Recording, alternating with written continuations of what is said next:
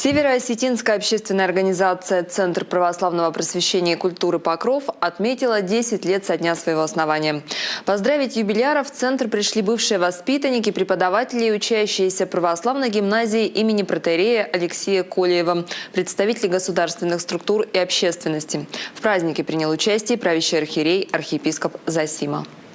Центр православного просвещения и культуры Покров был создан во Владикавказе в октябре 2003 года. Главная его задача – содействие духовному воспитанию молодежи и подготовка православных педагогов. Здесь работают кружки для детей и взрослых, знакомящие с православной культурой и традициями, с народными промыслами. Центр активно сотрудничает с детскими домами республики, поддерживая детей, оставшихся без попечения родителей. В 2009 году на базе центра была создана Владикавказская православная гимназия имени протоиерея Алексея Колеева. Особенно радостно, что 10 лет назад здесь было даже, может быть, чуть меньше людей.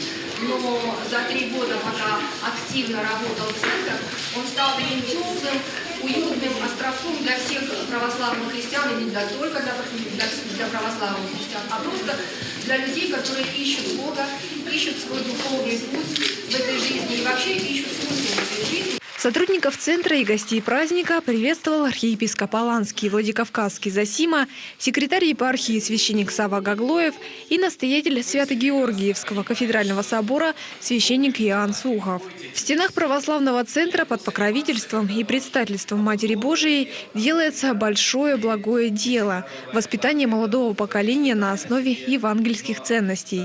Мы знаем, что это тяжелый крест.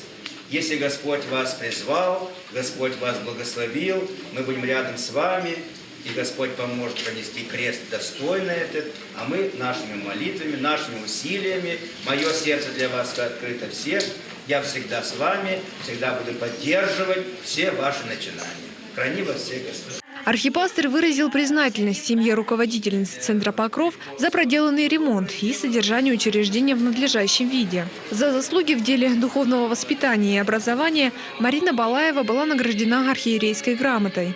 На праздничном вечере воспитанники и преподаватели православной гимназии, хора Свято-Георгиевского кафедрального собора и приглашенные гости, известная зауральская певица Мария Фалах, исполнили духовные песнопения и стихи.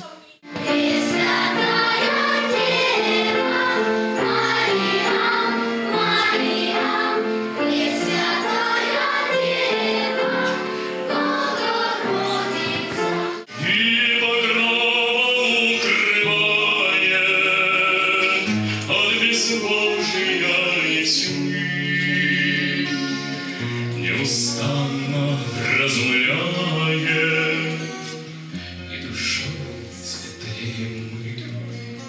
Также был продемонстрирован фильм, рассказывающий о становлении и деятельности Центра православного просвещения и культуры Покров за минувшее десятилетие.